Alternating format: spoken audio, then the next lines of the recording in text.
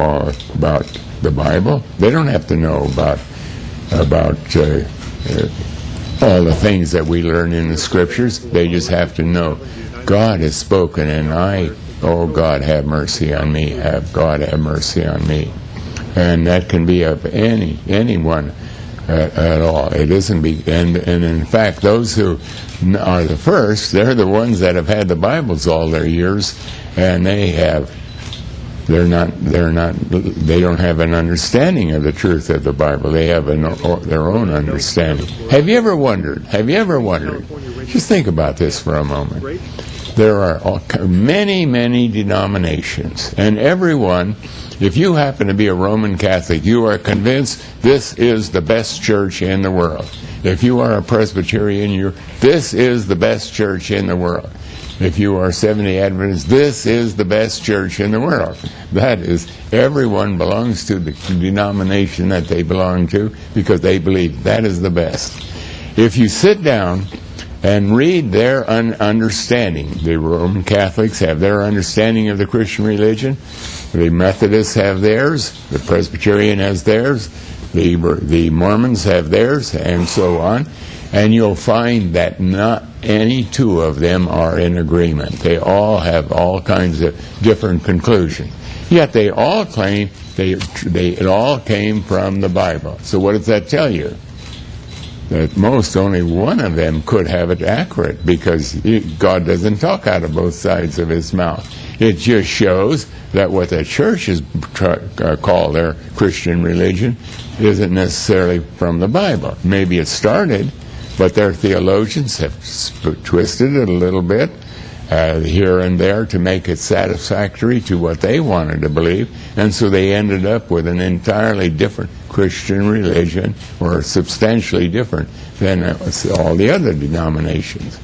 And so it tells you, that's why in family radio, if you have listened at all, what do we emphasize? The church says this, or the church says that? No way. The Bible, the Bible, the Bible, the Bible, the Bible. It all comes from the Bible, and only the Bible. And we just have to keep studying the Bible and knowing that every word in the original language came from the mouth of God. You just spoke about how powerful and influential Radio 1 has become, which is precisely why you do have some responsibility. So my question is, what advice do you give those followers who did take you literally and spent everything they had and are worried about how they're going to survive between now and October 21st?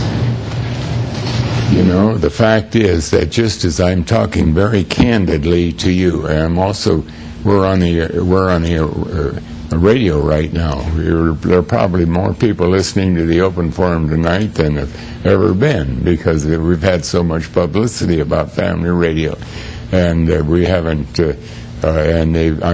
We've told them ahead of time that we're going to have this kind of a meeting here on this evening, and so they're all hearing exactly what you're hearing.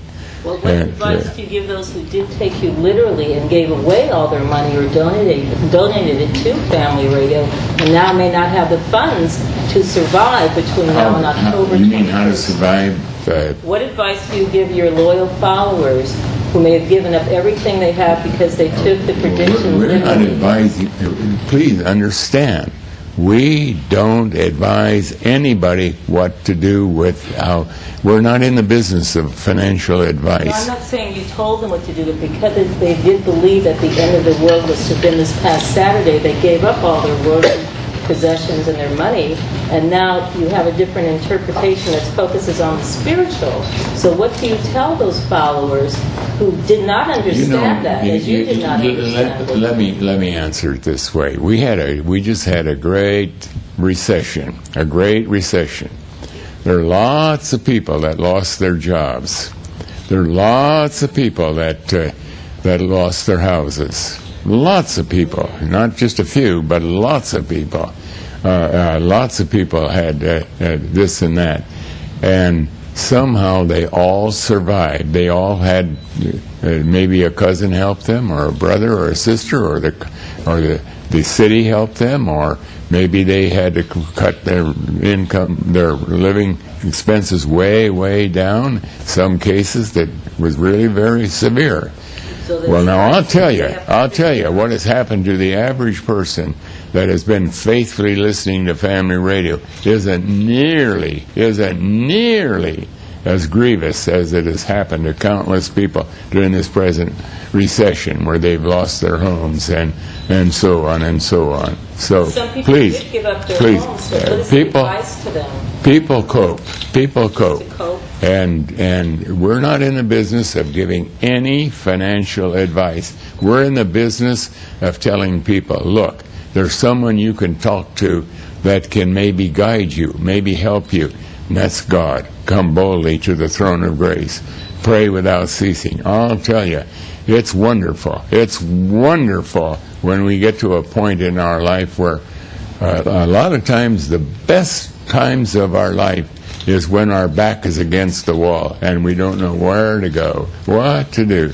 And so finally you're pleading with God and pleading with God. Oh, God, have mercy. Have mercy. I don't know what to do. And that can be just the time that you're really being drawn to God like you've never been. Believe you me, God is very real, very real. And I can personally testify. I've had many times in my life where I didn't know what to do next. And yet I pleaded and talked with God and prayed, and the next thing I would see a little door open here or a little door open there, which I never expected. I agree with you. So I think that what they have to do, you're saying, is pray, become self-reliant, and not rely on someone else's information because it may be incorrect, but just to go within and trust themselves, perhaps. Is that the advice, maybe? Well, no, they're not. That's the point of prayer. You don't rely on your own understanding. That's the point of prayer. You're relying on God to help you. And excuse me. Now, look. Right. I'm praying to God. I don't have a job. So I'm lying in bed. Lord, oh, have mercy. I need a job. I need a job. Lord, have mercy. I need a job. I've got a family to support. But boy, this bed is comfortable. I don't want to get out of this bed. You know, that's pure hypocrisy. That's pure hypocrisy. We don't go to the Lord like that. We go to the Lord saying, "Oh Lord, I'm searching, and have mercy. Is it possible that as I search and as I do this and that maybe there is a solution?" But and maybe God wants me to sweat for a while. Yes. Yeah. Safe to say that the mainstream population that heard about May 21st didn't believe it. It didn't happen. Now they say, see, this was ridiculous, and at best sort of a misguided prediction, or at worst some kind of scam. Does it worry you that you have hurt the credibility or made a mockery in some ways of religion? Oh, no, I don't. Excuse me, just like what I've said before. There's no pastor in the world that's not the right statement. Most pastors would never admit they make a mistake because they're trying to preserve their own credibility in the eyes of those who are listening, or maybe they insist they're maintaining the credibility of the Bible, but the fact is they're not. They're not. And all I can do is go to the Bible and very humbly say, look, I have done some more study, or somebody has sent me an idea about this verse, and I've checked it out, and I find that I have to make a change in it. That doesn't hurt the credibility of the Bible at all. It just shows us that we have feet of clay, that we're not perfect, and God has to keep opening our eyes. And you know, God says again and again, He resists the proud and He gives grace to the humble. There's verse after verse in the Bible where God really resists those who come in their pride. And there's nothing more. There's one thing that should be seen in everyone who claims to be a child of God is humility. Humility. I'm nothing.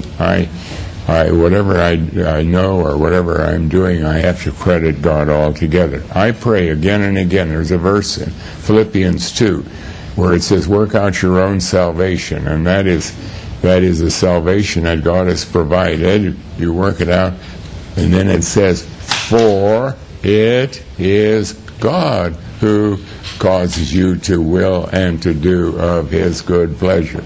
So even when we do something well done, I can't take any credit. Oh, Lord, I thank you. I thank you that you guided me this way. I'm nothing. I'm nothing. And that's, I'll tell you, I can recommend this to anybody. It's a wonderful way to live when we walk humbly before God, because you're never trying to show how smart you are or how wise you are. You are simply giving all the credit to God, and that's where it should go. My dear friends, I'm sorry that we are at the end of our time, and I can't entertain any more questions. I thank you for being so kind to me. You haven't asked me any embarrassing questions at all. If you thought you could try to find one, at least I haven't. I've been grateful for all your questions, and I just hope that you are faithful in reporting honestly, altogether honestly. If you could even do that favor for me, I would be very happy. Good night.